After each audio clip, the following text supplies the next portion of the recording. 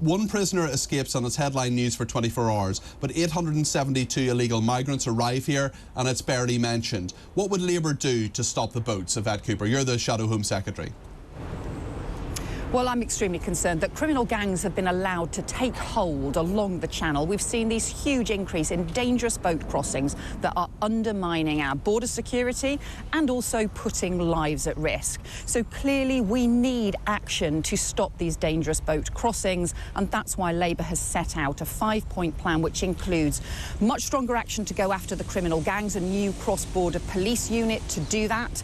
Also, action to clear the asylum backlog, which means we've got over 175,000 people in the backlog, which also means we're spending huge amounts of taxpayers' money on hotels. that is just wrong, and we need action to end the hotel use as well. Sorry to interrupt you. It's all very well to say we would clear the backlog. Where are you going to get the time, money, resources, manpower and so on to do that? It's well to say that, but what is the meat on the bone on that? So the problem is that what the government's doing at the moment is actually costing money. By not clearing backlog, they're actually costing the taxpayer billions of pounds as a result of that failure. So if you clear the backlog, you save money. It doesn't cost money, it actually saves money substantially. One of the things we would do is a fast-track system for safe countries. For example, Albania. Around 12,000 people arrived from Albania last year, and very few of those cases, in the last figures, I think only around 2% of those cases had been decided. We should be fast-tracking those safe country cases and fast-tracking returns as well, and use that to try and clear the backlog.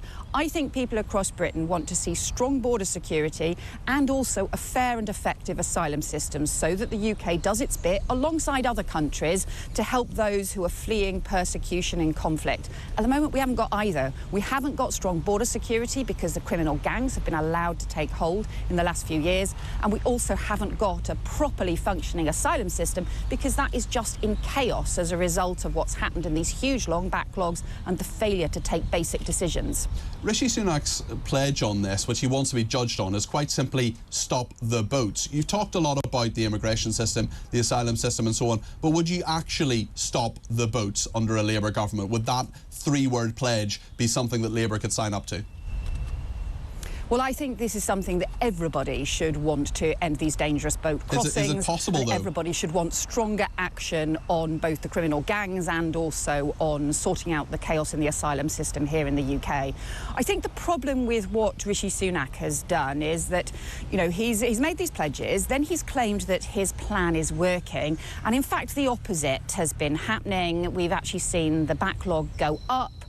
We've seen continued levels of boat crossings taking place. That means more lives being put at risk, and it also means these criminal gangs, they're making hundreds of millions of pounds of profit.